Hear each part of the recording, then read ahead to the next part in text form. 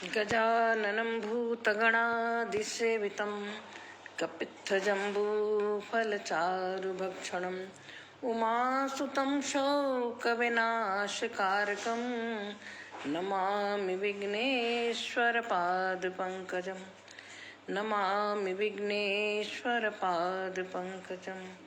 ॐ करोतु सान् शुभहेतुरेश्वरी शुभानि भद्राणि विहन्तुश्चापदा।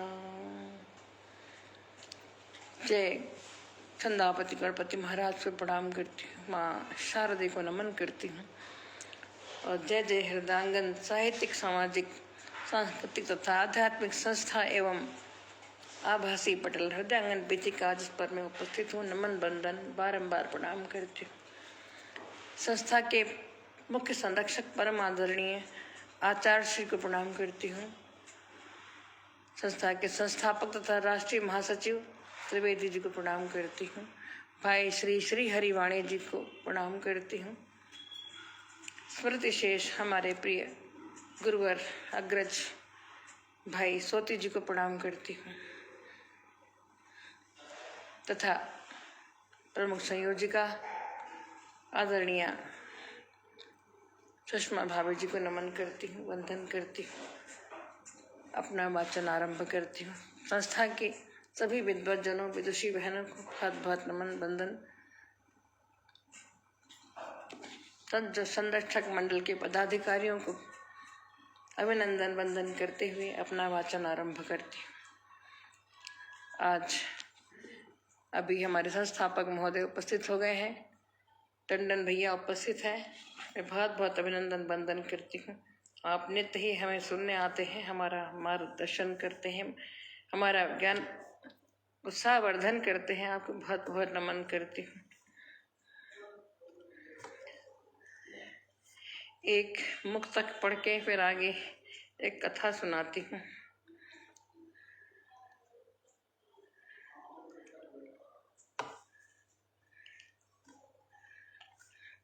जो कल एक दो दिन से लिख रही हूँ उन्हीं में से एक सुनाती हूँ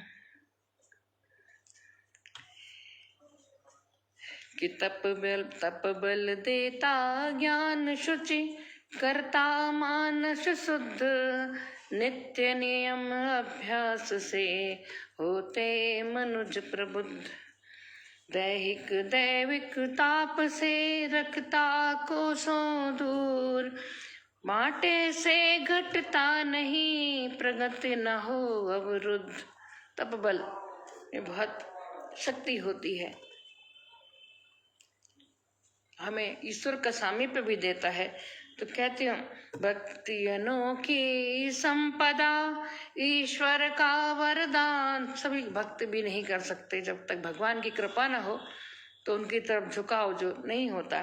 तो भक्ति अनोखी संपदा ईश्वर का वरदान देती प्रभु से निकटता करती सहज सुजान देती प्रभु से निकटता करती सहज सुजान बनकर रहती कवच सम। भक्ति कवच बना देती है, भगवान का एक कवच सा बना रहता है। बन कर रहती कवच सम सहती कठिन प्रहार। जो सारे प्रहार होते हैं भक्ति रूपी जो ईश्वर का कवच है वो सहन करता है। बन कर रहती कवच सम सहती कठिन प्रहार भेद भाव से दूर रहे होता नवल विहान भेद भाव से दूर रहे होता नवल विहान। भक्ति समर्पण ऐसी चीज है। हमारी संतोष भैया दीदी जी उपस्थित है, प्रणाम करती हूँ दीदी भागवत आपको। और आदरणीय मामा जी भी उपस्थित है, माधव जी को प्रणाम करती हूँ। और एक छोटी सी कथा से जोड़ती हूँ पहले, फिर कुछ भैया की रचना सुनाऊंगी। बड़ी सुंदर कथाएं हमारा एक महापरिषद महिला महापरिषद चतुर्वेदी इसका है, वो कहीं से बड़े अच्छे डालती हैं, तो सुनिएगा। और भक्ति के ही होते हैं। तो वाराणसी में एक छोटे से घाट के किनारे एक वृद्ध साधु रहते थे। उनका कोई घर नहीं था। वे मंदिर की सीढ़ियों पर अपना जीवन बिताते थे। साधु वही है उसका घर न हो, जिसे कोई आवश्यकताएं ना हो। उनके पास केवल 2 चीजें थी, एक फटी हुई चादर और एक मिट्टी का बर्तन।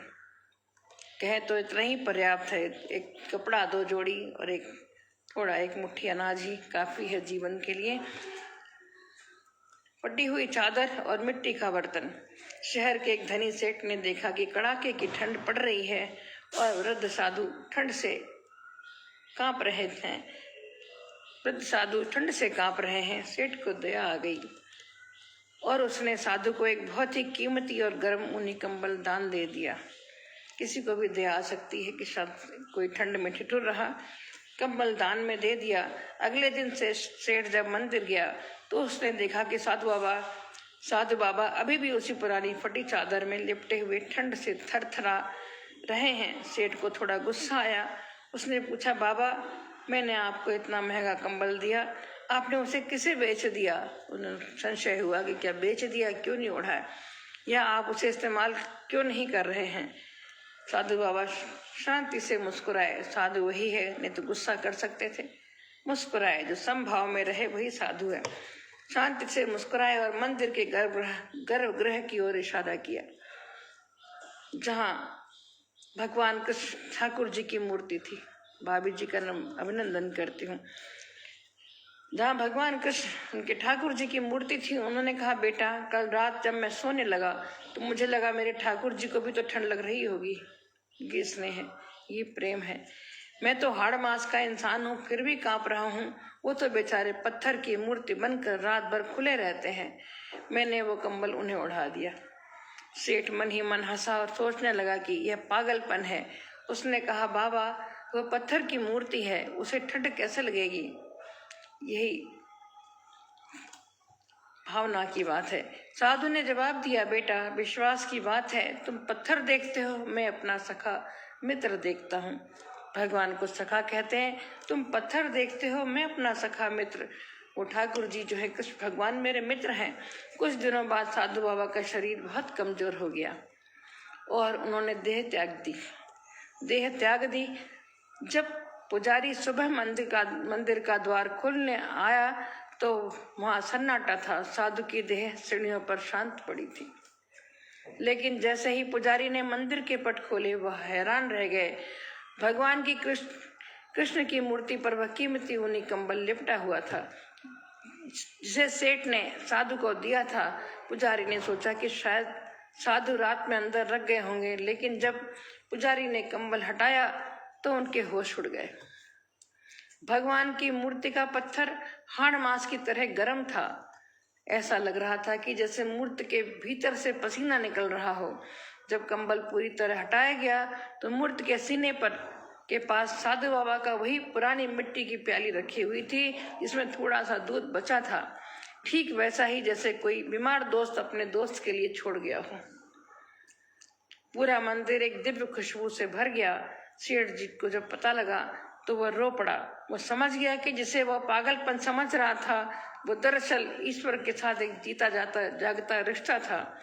ईश्वर से सायुज्य हो जाता है बहुत लोगों का, और भगवान सबको नहीं सायुज्य देते हैं। जो समर्पण उस पर पूरा विश्वास करता है, कभी शक नहीं करता, उन्हीं को सायुज्य देते हैं। वर्षा बहन का बहुत बहुत अभिनंदन करती हूँ। तो पूरा मंदिर एक दिव्य खुशबू से भर गया। सेठ जी को जब पता चला तो वो रो पड़ा। तो वह समझ गया कि जिसे वह पागलपन समझ रहा था, वो दरअसल ईश्वर के साथ एक जीता जागता रिश्ता था। ईश्वर पत्थर में नहीं, भक्त के उस अटूट विश्वास में रहते हैं। पत्थर में भी भगवान मानो तो है, नहीं तो ईश्वर में, पत्थर में नहीं, भक्त के उस अटूट विश्वास में रहते हैं, जहाँ भक्त उन्हें एक जीवित सत्ता मानकर उनकी सेवा करता है। भगवान भी अपने भक्त के दिए हुए प्रेम को कंबल के रूप में उसी गर्मजोशी के साथ स्वीकार करते हैं। भगवान भावना के भूखे हैं। भगवान को क्या कमी है? परंतु जो लोग भगवान ठाकुर की पूजा करते हैं, जैसे स्वयं खाते हैं, उन्हें पहले खिलाते हैं, तो ही निवेदित भोजन कर ही भगवान को निवेदित करके ही जो है वो भोजन करते हैं। कोई भी चीज जो है तभी प्राप्त करते हैं सर्वप्रथम। भगवान को निवेदित करते हैं। हमारी वर्षा खन्ना बहन क्या मैंने देखा ठाकुर द्वारा बहुत सुंदर कंबल उठा रखा था। मैं उस समय सर्दी थी जब गई थी। तो जो भी भगवान की पूजा इस तरह करते हैं वो भगवान को भी अपने जैसा एक इंसान ही समझते हैं और बाल रूप में लड्डू गोपाल को बाल रूप में दूध भी देंगे, सुलाएंगे, उठाएंगे, लोरी गाएंगे, प्रभाती गाते हैं। तो ये भावना की बात है और भगवान को सिर्फ भावना चाहती भक्त के वश में भगवान हो जाते हैं। अगर सच्ची भावना है, प्रेम है, भगवान के प्रति समर्पण है तो ईश्वर सबको स्वीकार करते हैं और वो अपने चमत्कार दिखाते रहते हैं। तब जाके मनुष्यों को विश्वास होता, नहीं तब पागल ही बताते हैं कि जो भगवान की पूजा कर रहा है, इतना विश्वास कर रहा है, उसको पागल जैसा ही लोग समझते हैं। आज मैं भैया का मुझे याद आई, एक बार भैया ने रचना भेजी थी कि दीदी इसको अपना स्वर दीजिएगा। 2021 की शायद रचना है, सबको मालूम होगी। आज मैं इसी को पढ़ती हूँ। दोहा गीत है, लाइव पे हूँ, थोड़ी देर प्लीज है। हाँ, तो एक दोहा गीत है, मैं वो पढ़ती हूँ। सभी ने सुना होगा जहाँ तक मेरा ख्याल है। हम लोग शायद राम कथा, कोई कथा में शुक्ला केड़ा गए थे, तभी भी हमने इसको सुनाया था। वहाँ पे भैया ने कहा स्वर दो, तो मैं पढ़ती हूँ दोहा गीत कि जीवन रूपी दंड के दोनों ओर विराम, जीवन रूपी दंड के दोनों ओर विराम, एक छोर पर है सुबह, एक छोर पर शाम, एक छोर पर है सुबह सुबह, एक छोर पर शाम, जीवन रूपी दंड के दोनों ओर विराम। आज कहो सवेरा हो ही ना, कहो शाम ना हो, ईश्वर की इच्छा पर है। अगर जीवन के दोनों सुबह शाम, जीवन मृत्यु से सुबह शाम मान लीजिए, कुछ मान लीजिए, तो जीवन रूपी दंड के दोनों ओर विराम, जीवन रूपी दंड के दोनों ओर विराम, एक छोर पर है सुबह, एक छोर पर शाम। पहुँच गए यम द्वार जब उस पल हो एहसास, पहुँच गए यम द्वार जब उस पल हो एहसास, बिन सुमिरन कितनी स्वयं व्यर्थ गवाई श्वास, बिन सुमिरन कितनी स्वयं व्यर्थ गवाई सांस, बिन सुमिरन कितनी स्वयं व्यर्थ गवाई श्वास। याद जगत में सब रहा, भूल गए प्रभु नाम, याद जगत में सब रहा, भूल गए प्रभु नाम, और जीवन रूपी दंड के दोनों ओर विराम, जीवन रूपी दंड के दोनों ओर विराम। और देख तुला यमराज की होता पश्चाताप, अंत में पश्चाताप, देख तुला यमराज की होता पश्चाताप, पुण्य पक्ष हल्का रहा, भारी पड़ता पाप, पुण्य पक्ष हल्का रहा, भारी पड़ता पाप।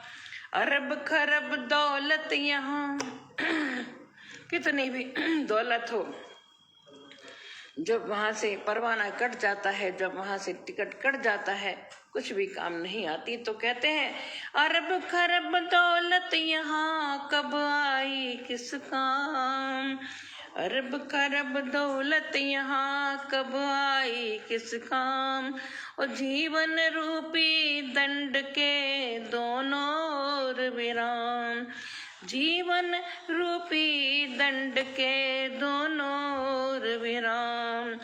और नौकर मालिक में नहीं दिखता कोई भेद, उस दरबार में नौकर मालिक सब समान है, राजा रंग, ये जिस संसार में आने और जाने का सबका रास्ता एक है, चाहे कोई राजा है, रंग है, कोई भी है।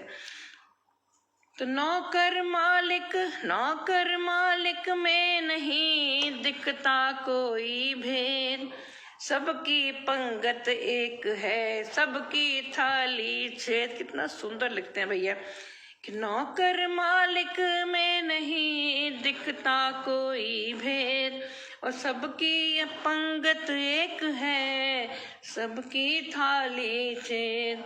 कोई नहीं विशेष है, वहाँ कोई विशेष नहीं, कर्म विशेष है। हमारे कर्मानुसार हमें फल मिलते हैं, वहाँ कर्म की ही गिनती है, कोई बड़ा कोई छोटा नहीं। तो कहते हैं कोई नहीं विशेष है, सभी जीव है आम। कोई नहीं विशेष है, सभी जीव है आम। और जीवन रूपी दंड के दोनों छोर विराम। जीवन रूपी दंड के दोनों ओर विराम। अंतिम एक मुक्तक पढ़ती हूँ, दोहा। पाप कर्म की पोटली सभी धरे निज शीश। पाप कर्म की पोटली का, पाप कर्म की पोटली सभी धरे निज शीश। देख दूसरे को हंसे न्याय करे जगदीश। देख दूसरे को हंसे न्याय करे जगदीश। पद पैसा संतान भी कब आते कुछ काम। पद पैसा संतान भी कब आते कुछ काम। और जीवन रूपी दंड के दोनों ओर विराम। जीवन रूपी दंड के दोनों ओर विराम। एक छोर पर है सुबह, एक छोर पर शाम। एक छोर पर है सुबह, एक छोर पे शाम। एक छोर पे जिंदगी, दूसरे छोर पे अवसान है। दूसरी तरफ एक तो जीवन है, तरफ अवसान है। यही उनका जो अभिप्राय है हमारे विचार से। एक और पढ़ देती हूँ, ये भी दोहा गीत है कि काम क्रोध मद लोभ है ईश्वर के उपहार। और मानव ने निज बुद्धि से इनको किया विकार। काम क्रोध मद लोभ है ईश्वर के उपहार। मानव ने निज बुद्धि से इनको किया विकार। जितना आवश्यक है उतना काम क्रोध लोभ सब कुछ आवश्यक है, परंतु उसका जब हम दुरुपयोग करते हैं, उसमें विकार उत्पन्न करते हैं, तब वो प्रभु को उसको अच्छा नहीं लगता। तो काम क्रोध मद लोभ है ईश्वर के उपहार। मानव ने निज बुद्धि से इनको किया विकार। जिसके सदुपयोग से बढ़े वंश की बेल। जिसके सदुपयोग से बढ़े वंश की बेल। समझ लिया जग ने उसे मात्र मिलन का खेल। संबंधों की बात कर रहे हैं, आजकल लिव इन रिलेशन हो रहे हैं, कुछ हो रहे हैं, उसके ऊपर कटाक्ष किया भैया ने कि जिसके संयोग से वंश बेल बढ़ती है, उसका मिलन का खेल बना रखा है। तो कहते हैं कि जिसके सदुपयोग से बढ़े वंश की बेल। समझ लिया जग ने उसे मात्र मिलन का खेल। समझ लिया जग ने उसे मात्र मिलन का खेल। और वैचारिक प्रतिबद्धता भूल गए हैं लोग। वैचारिक प्रतिबद्धता भूल गए हैं लोग। इसीलिए दुर्बुद्धिवश भोग रहे हैं भोग। इसीलिए दुर्बुद्धिवश भोग रहे हैं भोग। इसके बल है सामने प्यारा सा परिवार। इसके बल है सामने प्यारा सा परिवार। और काम क्रोध मद लोभ है ईश्वर का उपहार। काम क्रोध मद लोभ है ईश्वर के उपहार। अगला बंद पढ़ती हूँ कि केवल निज संतुष्ट हित नहीं कीजिए क्रोध। जहाँ आवश्यक हो वहीं क्रोध करें। तो केवल निज संतुष्ट हित नहीं कीजिए क्रोध, आगामी कल हेतु दे नव पीढ़ी को बोध, आगामी कल हेतु दे नव पीढ़ी को बोध। और जिससे उनके ज्ञान, जिससे उसको हो सके भले बुरे का ज्ञान, जिससे उसको हो सके भले बुरे का ज्ञान, और बनाए सृष्टि में एक नई पहचान, जिससे उनको हो सके भले बुरे का ज्ञान, और बनाए सृष्टि में एक नई पहचान। है प्रमाण इससे हुआ जग में उचित सुधार, है प्रमाण इससे हुआ जग में उचित सुधार। अकाम क्रोध मद लोभ है ईश्वर के उपहार, काम क्रोध मद लोभ है ईश्वर के उपहार। और ईश कृपा से है मिला हमको मानव रूप, ईश बड़े दुर्लभ है। ईश्वर कहते भगवान को भी दुर्लभ है मानव जीवन जो है, मानव तन जो है।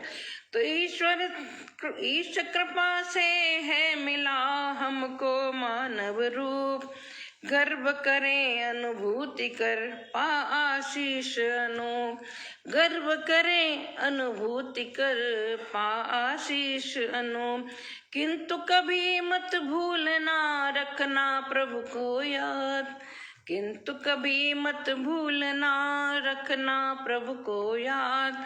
हो जाओगे अन्यथा पल भर में बर्बाद, हो जाओगे अन्यथा पल भर में बर्बाद। इस मानव तन के लिए राम कृष्ण अवतार, इस मानव तन के लिए राम कृष्ण अवतार। अकाम क्रोध मद लोभ है ईश्वर के उपहार। कि ये नहीं कि अच्छा जीवन मिल गया हम भगवान को ही भूल जाएं। एक और बंद है पढ़ती हूँ। पद पैसे का लोभ क्या क्या है इसका दाम। अभी 1 मिनट में राजा से रंग से राजा भगवान बना देते हैं। ऐसी स्थितियां उपस्थित हो जाती हैं। हम लोग सब एक दूसरे कोई न कोई समय सभी 2-4 होते हैं इन स्थितियों से। तो कहते पद पैसे का लोभ क्या क्या है उसका दाम, फंसकर इसके चक्र में भूल गए प्रभु नाम, फंसकर इसके चक्र में भूल गए प्रभु नाम। करना अच्छा जगत में नाम जपन का लोभ, लोभ किसका करो भगवान के जपने का, भगवान के नाम लेने का लोभ करो। लोभ करना तो ऐसा लोभ करो। तो करना अच्छा जगत में राम जपन का लोभ, रह जाएगा अंत में वरना केवल क्षोभ, रह जाएगा अंत में वरना केवल क्षोभ। दान वृत्ति का लोभ भी कर सकता उद्धार, दान वृत्ति का लोभ भी कर सकता उद्धार। अकाम क्रोध मद लोभ है ईश्वर के उपहार, काम क्रोध मद लोभ है ईश्वर के उपहार। मानव ने निज बुद्धि से इनको किया विकार, न मानव ने निज बुद्धि से इनको किया विकार। बहुत सुंदर संदेशात्मक सारे भैया की जो रचनाएं हैं मैं ढूंढ ढूंढ के पढ़ूंगी, सब इकट्ठा करूंगी एक जगह। तो इनको भी एक पुस्तक का स्वरूप देने का मंतव्य है। अगर भाभी जी की परामर्श से, उनकी आज्ञा से, उनकी सहमति लेते हुए अगर वो कहेंगी तो हम लोग इसको छपवा देंगे, लोग पढ़ेंगे, जिससे कि उनका जो लिखा है उन्होंने वो उससे सदुपयोग हो। कुछ लोग पढ़ें, लेखन सीखें या उनको उनकी बातों का अनुकरण करें, आगे तो हमें इनको संजो लेना चाहिए मुझे लगता है, क्योंकि जितने भी कवि हैं पहले कोई छापाखाने नहीं थे। कहीं न कहीं उनकी कविताओं को, उनकी रचनाओं को उनके अनुयायियों ने, उनके प्रियजनों ने छपवा के किताब स्वरूप दिया, जिन्हें हम आज पढ़कर हम बड़े हुए हैं। हम हर समय रचनाओं को पढ़ते पढ़ते हम बड़े हुए हैं। तो हमें भी पता नहीं कब कहाँ ये रचनाएं किस काम आ जाए मालूम नहीं। और शब्द जो है भैया की तो रचनाएं तो बिल्कुल कसौटे पे कसी हुई और मार्गदर्शन देती हुई, आध्यात्म से भरी हुई होती हैं, जो कि हमारे जीवन के इस जीवन काल में उपयोगी हैं, किसी भी संग्राम से लड़ने की शक्ति देती हैं। क्योंकि प्रभु की शरण में जाके समर्पण करके और अच्छे कर्म करके मनुष्य कभी गर्त में नहीं जाता, उसका उदय ही होता है, उन्नति ही होता है। तो मैं ढूंढती हूँ, आज मैंने 2 रचनाएं ढूंढी हैं। मैं एक इनका जो राम मुक्तक है उसी में सब डालती जाती हूँ, तो कभी उससे पढ़ूंगी। वो मुक्तक थोड़े से ही हैं, राम मुक्तक तो मैंने कहा नया नहीं बनाती। अब इन्हीं में सारी रचनाएं जो पढ़ूंगी इस पे रख के पढ़ूंगी, और रोज उसका एक संकलन सा होता जाएगा। तब सबको दिखा के फिर देखती हूँ उसका कुछ अगर पुस्तक स्वरूप बन जाए तो शायद एक भैया के लिए यही हमारे गुरु दक्षिणा होगी, एक श्रद्धांजलि होगी कि उनकी जो कृति है, जो उनकी सृजन है, उनको हम संजो दें, एक अच्छा स्वरूप दे सकें। कहीं ना कहीं भैया को भी अच्छा लगेगा। हम सनातनी हैं, हम इन सब पे विश्वास रखते हैं कि मनुष्य कहीं नहीं जाता, आत्मा यहीं रहती है और वो हमें आशीर्वाद देती है। और हमें जो हम कृत्य करते हैं उनसे प्रसन्न भी होते हैं। हमारे तो पूर्वजों के हम श्राद्ध करते हैं, इसीलिए करते हैं। कोई कहता कुछ नहीं होता, परंतु अभी कथा सुनाई कि पत्थर में भी भगवान जागृत हो जाते हैं। अगर सच्ची भावना हो, समर्पण हो, विश्वास हो तो अवश्य ही पत्थर में भी भगवान दिख जाते हैं। तो आज का वाचन मैं चाहती हूँ यहीं विराम दूंगी। और मैं शुक्ला खेड़ा धाम से भी मुझे जो सुनते हैं, पर आदरणीय सरोज त्रिवेदी जी, पूनम मिश्रा जी और जो काका वगैरह जो भी सुन रहे हों, नहीं तो वहाँ की रचकण को मैं सुनाती हूँ। हमारी आवाज़ जहाँ तक पहुँच रही हो, शुक्ला खेड़ा धाम में ये एक साधन है कि हम कहीं से बोल रहे हैं, कहीं तक पहुँच रही है। तो मैं सबको नमन करती हूँ, वहाँ के दिव्य शिवालों को नमन करती हूँ। और संस्थापक महोदय हमारी भाभी जी वर्षा खन्ना जी, टंडन भैया, संतोष दैया बहन, हमारे राजनारायण मिश्रा जी, हमारे मामा जी भी कुछ देर दिखे थे। मैं सबका अभिनंदन वंदन करती हूँ। एक कोई दिख रहा है परंतु मैं नाम नहीं देख पा रही हूँ। कोई जो भी होगा, मैं जो भी सुन रहे हो या सुनेंगे, मैं सबका अभिनंदन वंदन करते हुए, तो भैया की रचनाएं सुनना एक बहुत बड़ा सौभाग्य की बात है। मैं पता नहीं कितना उसके साथ न्याय कर पा रही हूँ पढ़ने में, परंतु मेरा प्रयास पूरा रहेगा। जितनी मेरी शक्ति है, जितना मेरा सामर्थ्य ज्ञान है, मैं उसको अवश्य ही समावेश करने का प्रयास करती हूँ और करती रहूँगी। तो इसी के साथ विराम देती हूँ आज के वाचन को। और जय जय हृदयांगन, जय जय हृदयांगन विकास, जय जय हृदयांगन साहित्यिक, सामाजिक तथा आध्यात्मिक तथा धार्मिक संस्था प्रणाम करते हुए और अपनी वाणी को आज यहीं विराम देती हूँ। सबको नमस्कार, बहुत बहुत नमस्कार। अब भैया को पुनः पुनः प्रणाम करते हैं कि आपने दिव्य ज्योति जो हमारे अंदर भी, मैं छंद आपको ही देख देख के लिखना आरंभ किया, जो जलाई है उसको मैं प्रज्वलित रखना चाहती हूँ, आगे बढ़ाना चाहती हूँ। मेरा पूरा प्रयास है। नमन वंदन बारंबार प्रणाम करती हूँ। जय माँ शारदे, जय गणपति महाराज। आज गणपति का दिन है, प्रणाम करती हूँ। अपनी वाणी को यहीं विराम देती हूँ। नमस्कार।